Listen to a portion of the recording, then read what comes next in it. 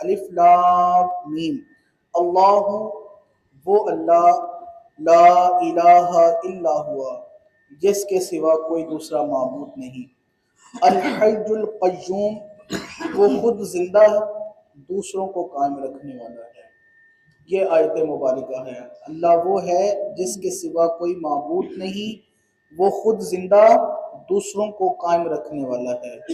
مفسرین کرام فرماتے ہیں یہ آیت مبارکہ اس وقت نازل ہوئی کہ نجران ایک علاقہ تھا، نجران سے کچھ عیسائیوں کا وفد نبی پاک صلی اللہ علیہ وبارک وسلم کی بارگاہ میں تشریف لایا، پیش ہوا۔ مسجد نبوی میں حضور سرور عالم صلی اللہ علیہ وسلم عصر کی نماز ادا فرما رہے تھے۔ 60 افراد پر مشتمل عیسائیوں کا نجران سے قافلہ عین اسی وقت آیا۔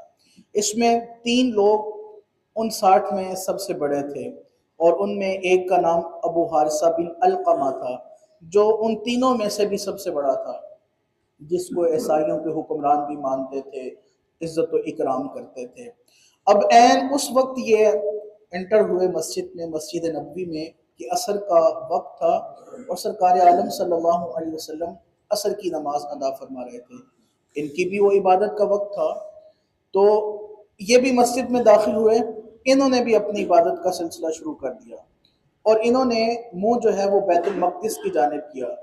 نبی پاک صلی اللہ علیہ وسلم کا چہرہ مبارک خانہ کعبہ کی طرف تھا، یعنی مغرب کی طرف تھا، اور انہوں نے مشرق کی طرف منہ کر کے اپنی عبادت کا سلسلہ کیا۔ اب نماز سے فارغ ہوئے تو نبی پاک صلی اللہ علیہ وبارک وسلم نے ان سے فرمایا کہ تم اسلام لے آؤ۔ انہوں نے جواب میں کہا ہم تو پہلے مسلمان ہیں، ہم تو اسلام لا چکے ہیں۔ سرکار کائنات صلی اللہ علیہ وسلم نے پھر آگے جواب ارشاد فرمایا، یہ باقاعدہ ایک مناظرہ ہو رہا ہے۔ فرمایا کہ تمہارے اسلام کا دعویٰ جو ہے وہ درست نہیں ہے، وہ غلط ہے۔ انہوں نے کہا جی غلط ہونے کا سبب؟ نبی پاک صلی اللہ علیہ وسلم نے فرمایا تم کہتے ہو کہ اللہ کی اولاد ہے، اور تم صلیب کی پوجا کرتے ہو، فرمایا اور تم خنزیر کا گوشت کھاتے ہو، اور یہ ساری چیزیں اسلام کے معنی ہیں، ان کی اجازت نہیں ہے۔ انہوں نے کہا کہ ساری باتیں چھوڑیں، حضرت عیسیٰ علیہ السلام کے متعلق بات کی۔ نبی پاک صلی اللہ علیہ وسلم نے فرمایا کہ تم عیسیٰ علیہ السلام کو خدا کا بیٹا کہتے ہو، وہ تو خدا کے بیٹے نہیں ہیں، وہ تو اللہ کے بندے ہیں اور اللہ کے نبی ہیں۔ اب انہوں نے آگے سے سوال کیا، انہوں نے کہا اگر وہ اللہ کے بندے ہیں تو بتائیے ان کا باپ کون ہے۔ اب یہ مناظرہ ہے، اب دلائل ایک دوسرے کو دے رہے ہیں۔ نبی پاک صلی اللہ علیہ وسلم نے اب ان کے جواب میں ارشاد فرمایا، حضور سرور عالم صلی اللہ علیہ وسلم فرمانے لگے باپ اور بیٹا ان دونوں میں تشبیہ ہوتی ہے، بیٹے کی شکل اپنے باپ کے مشابہ ہوتی ہے۔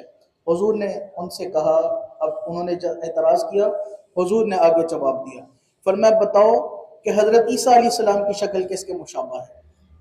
اب یہاں سے بات شروع ہوئی۔ فرمایا کہ نبی کریم صلی اللہ علیہ وسلم نے پھر فرمایا حی لا یموت، اللہ تو وہ ہے جو زندہ ہے اور اس کو موت نہیں آنے والی، اس کے لیے موت ناممکن ہے، اور حضرت عیسیٰ علیہ السلام پر تو موت آنے والی ہے۔ اور یہ پوچھ رہے ہیں حضور ان سے، انہوں نے کہا ہاں یہ تو بات ٹھیک ہے۔ پھر نبی پاک صلی اللہ علیہ وسلم نے فرمایا کیا تم نہیں جانتے کہ اللہ بندوں کا کارساز ہے اور ان کی حفاظت کرنے والا ہے، ان کو روزی دینے والا ہے؟ انہوں نے کہا بالکل، یہ بات حقیقت ہے۔ اس پر نبی کریم صلی اللہ علیہ وسلم نے فرمایا حضرت عیسیٰ علیہ السلام بھی ایسے ہی ہیں کہ وہ بھی بندوں کے کارساز ہوں، ان کو روزی دینے والے ہوں، ان کے سارے معاملات کرنے والے ہوں؟ تو انہوں نے جواب میں کہا نہیں، ایسی بات تو نہیں ہے۔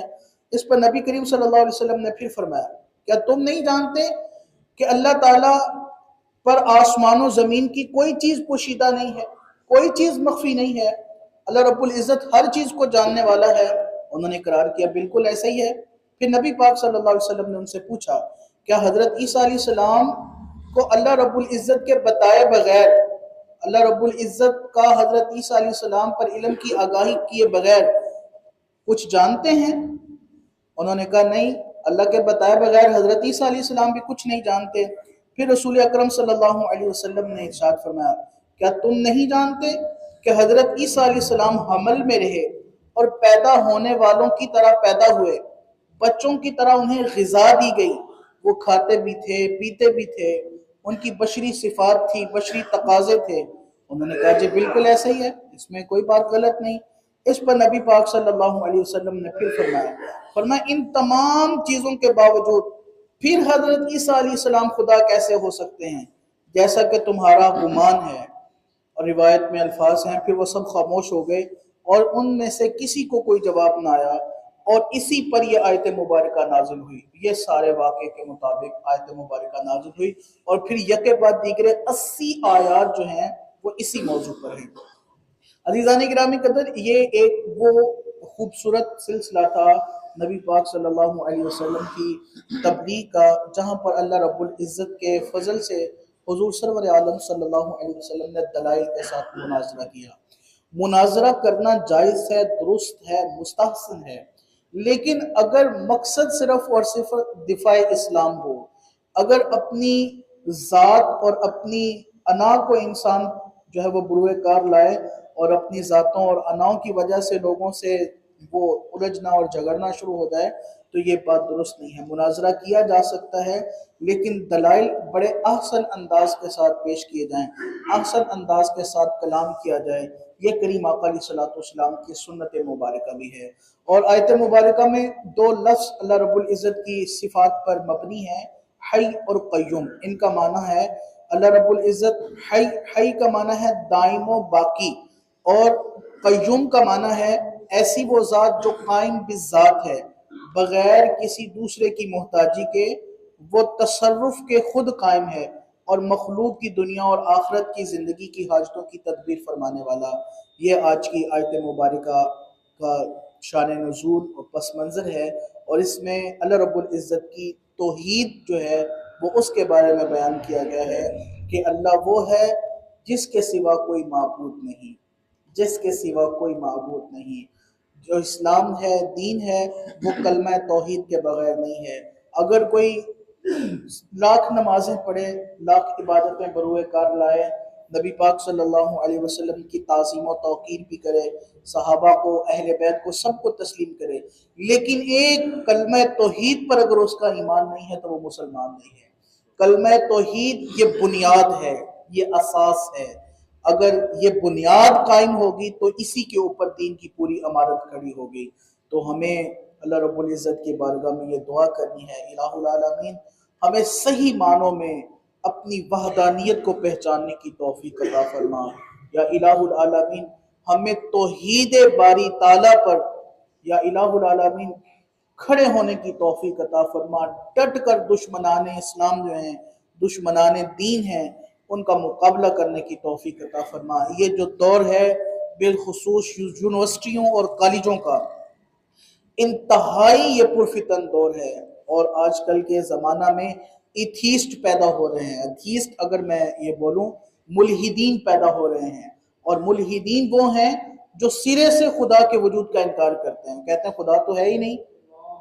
تو یونیورسٹیز میں جو ہمارے بچے، ہمارے دوست، ہمارے نوجوان پڑھتے ہیں، ان سے بھی میری ایک بڑے مؤدبانہ گزارش ہے، اپنے عقیدے کو مضبوط رکھیں اور ایسے ماحول سے اجتناب کریں جہاں پر آپ سمجھیں کہ یہ دین کو خطرہ ہے، اسلام کو خطرہ ہے۔